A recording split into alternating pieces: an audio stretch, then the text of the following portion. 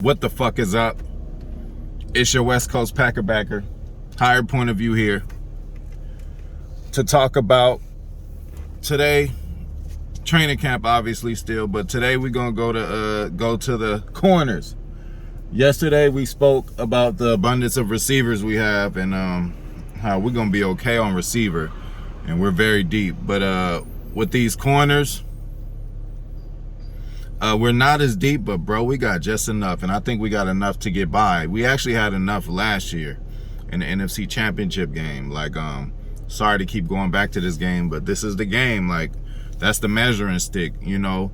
If we gonna do this thing, if we gonna win a Super Bowl, obviously we gotta get past the NFC Championship, which we've been to the past 3 years, I believe. And I don't know. I think it's, you know, it's gotten a little better. We actually had a chance to win the last game, but there's a few catches. Godwin had like a crazy catch that he probably shouldn't have caught. You know, I think Savage was covering him. It was like a 30-yard catch on like a third down. And obviously we know what happened with Kevin King at the end of the half. So without a few of those plays, man, I think we would have been okay. But let's go over these corners, man. Obviously, like with Devontae, we got the clean-cut #1 shutdown corner, Jair Alexander, who's he's starting to get a lot of national attention, which he should get. He's starting to get love in Madden, which he should get. So, you know, he's on the cusp of being a star. You know, he got the swag and he's good in interviews. He's funny. You know, it's gonna work out for Jair. So he's our #1. But let's light this up real quick.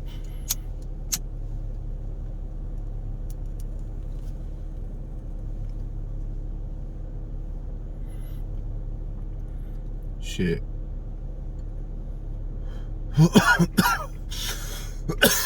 What's this? Tahoe OG. But anyway, clean cut #1 Jair Alexander. We already know. Now after him, let me tell y'all. Oh, and the reason we doing corners today is because I heard like some very good, amazing news in practice. You know, pads on and everything. Jair pick sixes Aaron Rodgers, and then he goes into the stance. You know, where all the, you know, on watchers are looking, and, you know, does a little dance and gets the crowd hype. So you love to hear that, because Jair, he's a shutdown corner. So what he does, he doesn't let anybody catch the ball. Like, he hasn't done the splash plays yet. He's not there yet on the level of like a Charles Woodson or Richard Sherman to where he's actually taking the ball away. I think that's the next step for him, and he's going to do it this year. But as far as locking you down and not even letting you get open to catch a pass, that's what he's doing. I'd rather have that first than the big play turnover thing. Although turnovers kind of change games, but I'd rather have one side of the field disappear and us just not have to worry about a receiver, especially the #1 receiver. So I like the roll Jair's in. Now it gets a little tricky after. Oh, TJ Slayton too, defensive tackle, Florida, that I told y'all about. He got a pick six. Now I don't know how the fuck this shit happened. If it was on like a BJ Raji level, and, you know, that's the last time we got a pick six from a big guy. But if he's getting pick sixes, and I heard, you know, that he ran a little ways after that. Now if that kind of shit's happening, if TJ Slayton is doing that now, God fucking bless Brian Gutekunst, and God bless the Packers, because I'm telling y'all, he's gonna be a problem. But back to the secondary. Jair is already handled. Now after him, obviously, you know, we got Kevin King. And contrary to popular belief, Kevin King is a very good player. And then last year the year before last, he led the team in picks. He had probably his best year ever. Last year, rumor is he was hurt the whole season, and it was kind of like a shoulder problem, I would say. So for a guy like him, a corner, his strengths are his length and his size. So if your shoulder's all fucked up, you ain't gonna be able to get physical, and you ain't gonna be able to use your length as good. So, you know, I'm gonna get a motherfucker a pass just because I've seen what he can do, you know, in the NFL. And again, Kevin King is not a bad player, but let me tell you what I think they're doing. 1 year deal. What is a 1 year deal? 1 year deal is normally like, okay, you are good enough to be with us. We know that.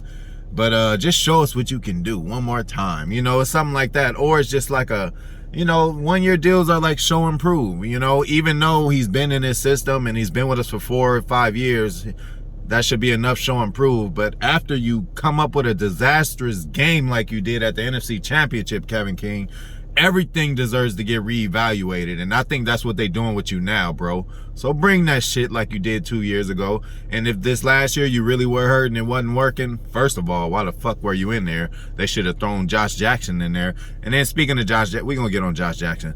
All right. We're going to close that out on Kevin King. He's going to be the number 2, but I see something weird happening. Not weird, but we're going to, okay, number 1's Jair. Number 2 is going to be Eric Stokes, our rookie, / Kevin King, because when we drafted Stokes, the first thing people said was, oh, that's Kevin King's replacement, which might be true, but the thing is, we signed King for another year so Stokes can get his shit together and get ready, because we don't want to put a rookie corner out there before he's ready. Now, I do believe in throwing him in the fire, but you can actually end a young player's career if you throw him in there and he's not ready yet. He might not just get the confidence that he might have had if he would have been able to sit and learn a little more or play sparingly, not just playing the whole from the jump. Some people can do it, some are built for it, some are not. We don't know if he is, but what they've been doing, they said since day one of training camp, he's been locked on Davante Adams. They don't put him on anybody else. I think him and Lazard also go at it for a few snaps too, or went at it for a few snaps. But basically, this whole time, it's been Davante Adams versus Eric Stokes. And they said Davante's been killing them, you know, catching touchdowns on them. And they said Rodgers is kind of picking on Stokes because, you know, he just wants to see what they have, you know. So, and that's another good thing. Iron sharpens iron. So hopefully all this, and then again, you're learning against the best receiver in the NFL. What kind of day in and day out, that's a big advantage for Stokes. So I hope he's really taking advantage of it. But I just also like hearing that the coaching staff is throwing him in the fire and potentially getting him ready for the season, like to be a week 1 starter. I don't know if he has that in him, but then again, we'll see where we're at toward week 1, toward the end of the preseason. We'll see where we're at then, because obviously we'll know a whole lot more. And then to be real, the New Orleans game wouldn't be a bad game to start, you know, for Eric Stokes, because they're down Michael Thomas, but Michael Thomas would have been erased anyway for Jair. But I just think that come week 1, I'm already talking about week 1. Come week 1, we'll be ready for whatever New Orleans, Sean Payton, Taysom Hill, Jameis Winston, whatever you want to say. I think we'll be ready for what they have. It's going to be some trickery, but as far as receivers, we'll have an advantage over them. So hopefully that could be Stokes' first game to get his feet wet, just to show what it's about. It's not like he's going to start up against a Julio Jones or something. We're not going to do him like that. But if he holds it all together, continues to have a good camp and learn, and then comes into the preseason and balls out a little bit, I'm all for Eric Stokes getting some playing time, you know, because that's exactly what we need. But, you know, I think Kevin King is going to be there for the first, you know, at least 6 weeks being the starter. Now, if Eric takes over before then, great. And then again, what if motherfucking Kevin King comes and balls the fuck out? Like, I'm healthy, what y'all seen wasn't right, and now I'm showing y'all. Now that's another problem. I mean, good problem to have, but like, let's not act like this motherfucker isn't capable to do that. We just seen him do it the other year. He led the team in interceptions, had about 7 or 8 interceptions, you know. It seemed like he was getting one every game. So, you know, the fucking NFC Championship game is over with. Let's leave Kevin King alone. All right, so that's Jair, Kevin King, and our rookie Stokes that we've already talked about. And, you know, again, let's mention Stokes. His strength is speed. I heard he's just got some unbelievable makeup speed, so he's going to be on the field. So it looks like they're trying their best to get him ready to get on the field. But again, if he's not ready, it's still okay, because we got Jair and Kevin King. Behind them is Chandon Sullivan. I have no problem with Chandon Sullivan. Number one, we got to look at what he is. He's like the 3rd or 4th corner. And secondly, what do 3rd and 4th corners do? They give up some 3rd downs. They give up some big plays, you know, and that's what he does. But what does he also do? He's a certified ball hawk. He just likes to get his hand on the ball, and he just likes to create turnovers. Chandon Sullivan, he made a lot of big plays last year, especially on turnovers that y'all need to go do your research on. And, you know, again, like I said, Jair, he's not getting 4 or 5 interceptions a year. He's not there yet. He's a cover master. Now, I do see him, you know, changing his game and developing his game more to become more of a ball hawk. But right now, Sullivan's the best ball hawk we have on the team, you know, so he really goes for it. Is that why he also gives up big plays? Possibly, maybe. But again, he's the third corner. He can't give up a big play or two to a slot receiver or something like that. That shit just gonna happen. So I'm good with Sullivan being in there. He's a good third guy who could come in via injury or just, you know, he's already in the rotation and he just makes plays. I ain't got no problem with Sullivan. I do have a problem with Josh Jackson. Josh Jackson, this is your last year, bro. Like, this is it, dog. Like, this is your 4th year. Like, man, what's the fucking deal? Like, where you been? Where you at? Like, I know you played a few games last year, but there was too many times, bro, when I seen you were a healthy scratch. I'm like, healthy scratch? He ain't even dressed up and he's healthy. What the fuck is the problem? Where's the guy I seen in Iowa? Like, where's all these highlights I seen? And I was really excited about this motherfucker coming to the team when he got drafted. I just haven't seen any of it. You know, they say he holds too much, he's too physical, but like, this motherfucker can't even get on the field. So hopefully, Joe Barry, new mindset, new coach, everybody get a clean slate. Hopefully this motherfucker's out there doing something that he's never done for us, and hopefully he shows up. But I was seriously like looking at Josh Jackson as his ceiling obviously is, you know, a #1 corner in the league. But I was looking at I just was looking at what he might be able to do, and I thought he would at least be a #2 corner. He hasn't even showed that he can, you know, stay in the rotation. So Josh Jackson, my nigga, this is your last chance. I'm calling you out, bro. Show up this year and you know, make an impact, bro. You seem to have all the tools coming out of college.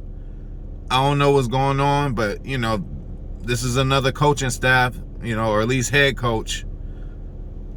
So this is probably your last chance. If you don't do nothing this year, you're out. So and then the thing about Josh, I expected so much from him. I'm giving up on the #1 thing. He's not gonna be a #1 anymore. That's clear. But to be a #2 or a third, you know, kind of corner, like, I think he still has it in him, and I think he could be a damn good one. So Josh Jackson, shock everyone, because again, you're on the clock, man. You and Oren Burks. We'll talk about him when the linebackers come around. So yeah, and the person who's going to be in your position, Josh Jackson, next year is going to be our next corner. He's going to be like the 5th or 6th corner. I mean, 4th or 5th corner. Kadar Homan. Coming out of college, I wasn't expecting much from him. I mean, the film didn't really jump out for me. Again, he just looks like you know, just like a, you know, special teams guy to me, you know. And again, this is his 3rd year, or he's going to be going into his 4th year. So please show us something, Kadar. They got 2 other people I ain't even gonna name. I can't even name them right now. But yeah, that's the meat and potatoes of our corners, y'all. That's what we dealing with, okay? Jair, total shutdown. We ain't gonna have no issues out of him. Hopefully he develops his game into turnovers now. #2, we got Kevin King on a show me deal. 1-year deal. This was supposed to be the year. You got your big contract off of having a big year last year, but they say you were hurt. Redeem yourself from that horrible NFC Championship game and show us the Kevin King that we seen not too long ago. The baby Richard Sherman that motherfuckers always used to like to say and stuff like that. Show us that Kevin King, please. And then we're going to go to Eric Stokes. They're throwing him in the fire. Him and Devontae are locked at the hip. I think that's really good. They've been picking on him. Aaron Rodgers has been throwing touchdowns to Devontae on him. He threw one to Alan Lazard on him. So he's learning, you know. And Jair told Eric Stokes, he said, this is the best time to try new shit because you can fuck up. He said, this is the best time to try to figure shit out because, you know, it come time in the game, you can't do fuck up shit. So, you know, this is the time to learn. So it seems like they really trying to throw Eric in the fire, and it seems like he's really going to be playing early, you know. So Kevin King, again, this should be some more motivation for you. You got a young hog that's right behind you that's coming for your spot, man. So Kevin, please show up, bro. Kevin, if you showed up, bro, if Kevin King balls out this year, we're in good shape because we know what Jair is going to bring. And the way Eric Stokes is developing, we got another dog. So if Kevin King balls, man, it's going to be a problem. So I'm going to just end it on that. And I'm going to end it on this. If I could get a like.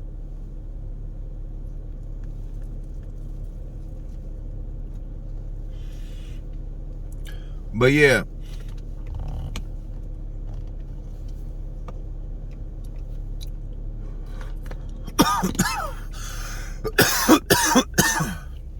Next, we might switch it to the switch it back to offense. I don't know how we're gonna do this shit, but until motherfucking next time.